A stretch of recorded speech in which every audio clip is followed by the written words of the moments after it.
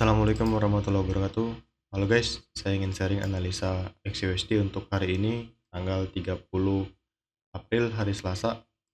Oke, kita akan review dulu analisanya kemarin XUSD.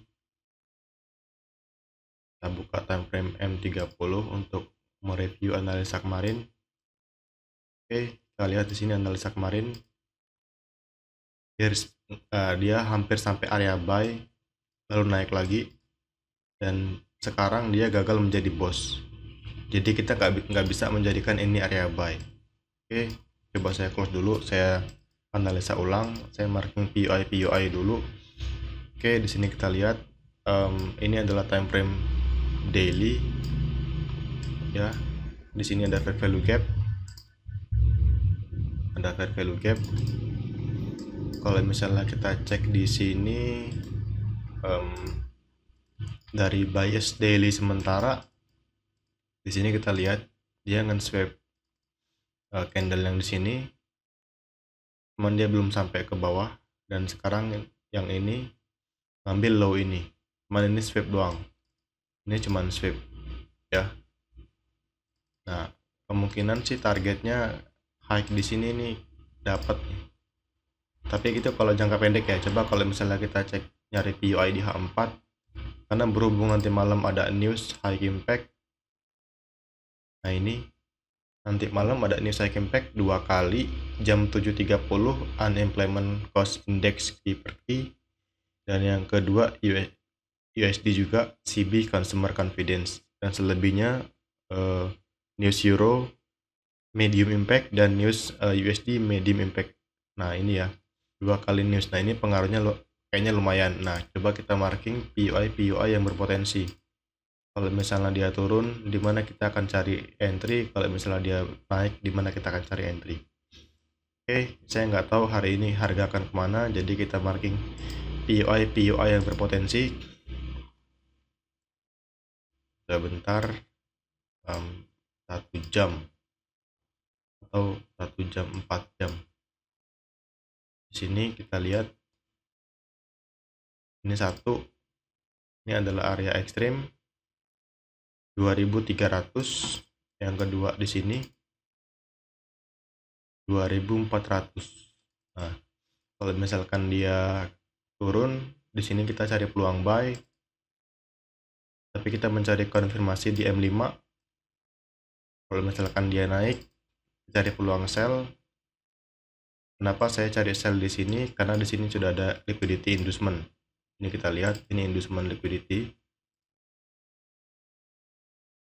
inducement. Nah, ini adalah boss internal. Nah, ini boss internal.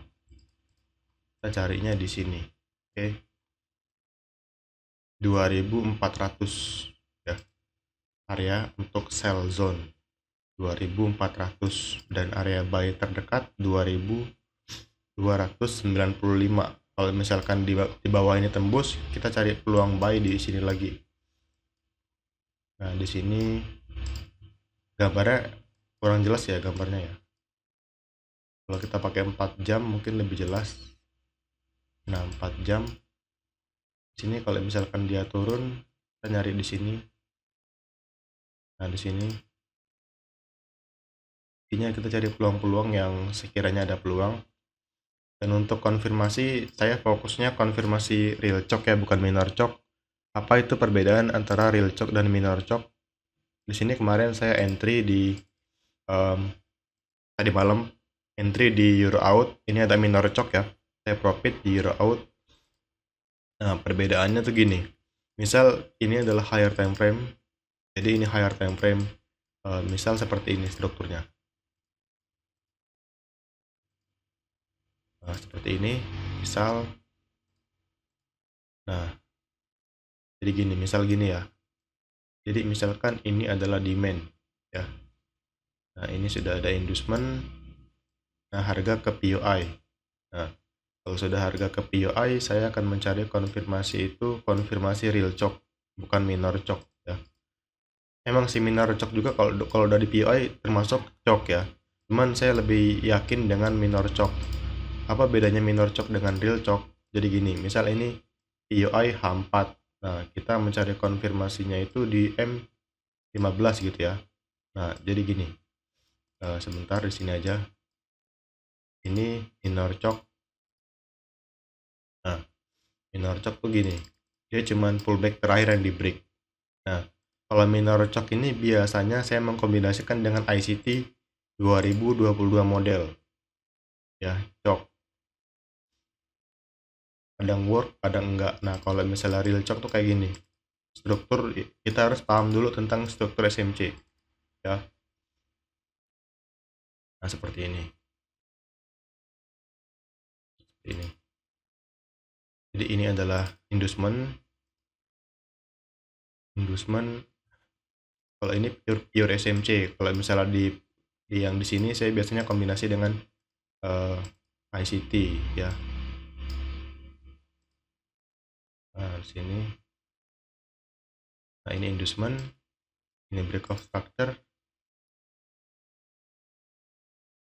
Nah, ini baru choke.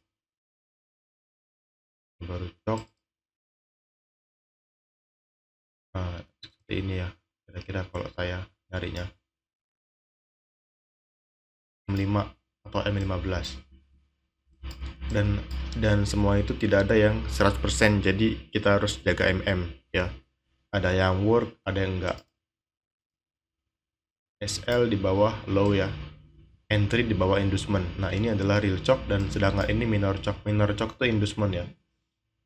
Nah, kalau minor choke ini biasanya saya kombinasi dengan ICT 2022 model. Nah, gitu ya. Ini dua perbedaan cara entry di market. Saya sering pakai yang ini kalau nge-sweep higher time frame liquidity sesuai dengan rules ICT. Saya sering pakai ini di SMC kalau pure market structure SMC. Jadi ada dua yang saya pakai, dan ini adalah penjelasannya ya. Saya yakin teman-teman semua paham dengan apa yang saya bilang hari ini. Oke.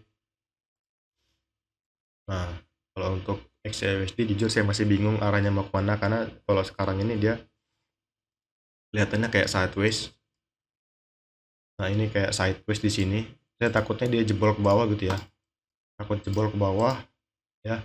Kalau misalkan dia jebol ke bawah, jadi gini, skenario nya kalau misalkan dia jebol ke bawah di H1, misal coba kita hapus dulu ini di sini. Ini kan pullback ya, ini ya, pullback. Minor choke lah ini, pullback. Minor choke. Nah, misal ini di break ya, di break. Nah, ini akan menjadi breakout structure ya. Kalau misalkan dia turun, boom. Kalau misalkan dia turun, maka ini jadi area supply gitu ya. Jadi kalau sekarang saya skip dulu untuk entry di sesi Asia dan London. Saya menunggu pergerakan yang sekiranya muncul high probability. Jadi kalau misalnya sekiranya belum track untuk entry, menjauh dari market aja, cari peluang di pair lain. Karena saya biasanya cari peluangnya di pair forex gitu ya. Kalau misalnya di XAU nggak ada, kayak di Euro USD atau di JPY, nah itu nggak apa-apa. Jadi jangan patokan dengan XAU USD. Oke. Oke, itu aja ya guys ya. Saya akhiri. Assalamualaikum warahmatullahi wabarakatuh.